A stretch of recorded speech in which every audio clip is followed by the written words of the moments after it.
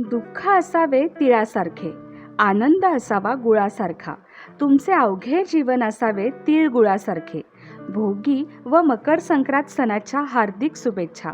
आज मी पण मिक्स भाजी आणि बाजरीची गरमागरम भाकरी बनवली. आमच्याकडे या भाजीला खेंगाट बोलतात, तुमच्याकडे काय बोलतात? ही मिक्स भाजी कशी बनवली याची रेसिपी शॉर्टकटमध्ये सांगते. यामध्ये मी हरभरा, घेवडा, मटार, बटाटा, वांगं, बोरं, शेंगदाणे, पावटा, गाजर, पालक आणि मेथी हे सगळं कुकरला लावलं होतं. एक शिट्टी केली आणि काढून घेतलं. त्यानंतर मी वाटण तयार केलं. त्यासाठी खोबरं, तीळ आणि कांदा हे भाजून घेतलं. आलं, लसूण, कोथिंबीर आणि टोमॅटो याचं वाटण तयार केलं आणि भाजी तयार करून घेतली आणि मस्त बाजरीची गरमागरम भाकरीसुद्धा बनवली. तीळ लावून बनवली. पहा किती छान झाली आहे. या चला गरमागरम भाजी आणि भाकरी खायला.